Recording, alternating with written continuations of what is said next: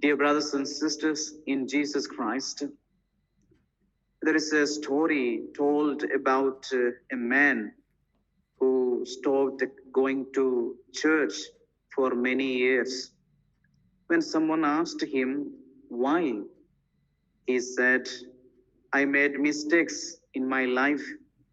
When I finally came back to church, no one said anything harsh, but the way people looked at me made me feel I did not belong. Then he added quietly, I came hoping to find mercy, but I only found judgment. The story is not rare or new. It still happens today, and it connects deeply with the gospel we heard this morning. The Gospel of Luke, chapter 14, Jesus is inviting us. Jesus is invited to eat at the house of a Pharisee. Everyone is watching him closely, not to learn from him, but to find fault. In front of him stands a man suffering from dropsy, a painful illness that made him both sick and unwanted. Jesus looks around the room and asks, is it lawful to heal on the Sabbath or not? No one answers. They all stay silent. So Jesus reaches out and heals the man right there and then. The simple act shows the true heart of God. Jesus is teaching us that the law exists for love, not the other way around. God's commandments were given to help us love Him and one another better, not to trap us in fear or judgment. Mercy is not breaking God's law. Mercy is the very purpose of it. The Sabbath was meant to be a blessing, a day of rest and renewal in God's love.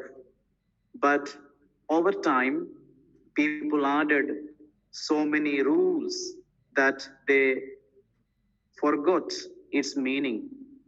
The Pharisees kept the letter of the law but lost its spirit. St. Thomas Aquinas is reminding us that mercy is the greatest of the virtues, because it belongs to God to have mercy. And in showing mercy, we must resemble Him.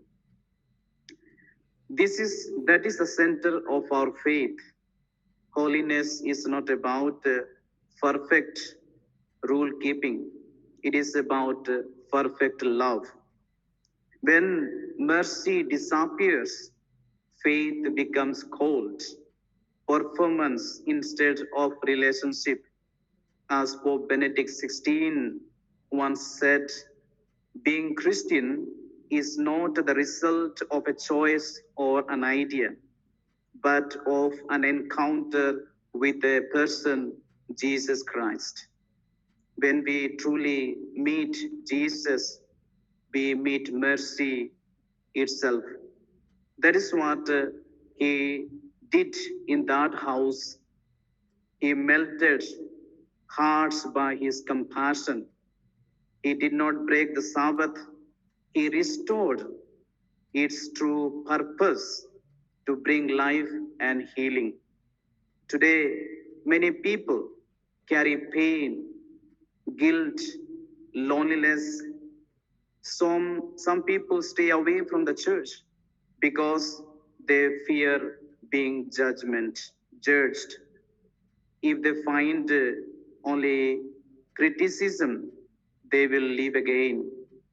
But if they find mercy, a kind word, a listening heart, they may rediscover Jesus. As Catechism of Catholic Church also teaches us, the works of mercy are proof of living faith. When we forgive, when we comfort, when we welcome others, we continue the healing work of Christ. It is easy to follow rules, but harder to work with someone in pain. Rules are neat, compassion is messy, yet Jesus always chose love, even when it cost him everything. Saint Francis de Sales said, "Nothing is as strong as gentleness, and nothing as gentle as true strength."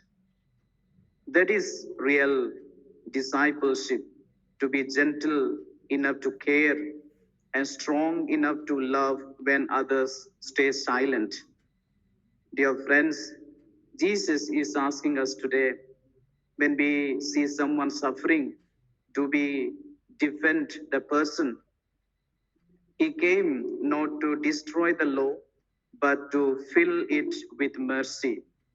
Love is the greatest commandment, and mercy is love put into action.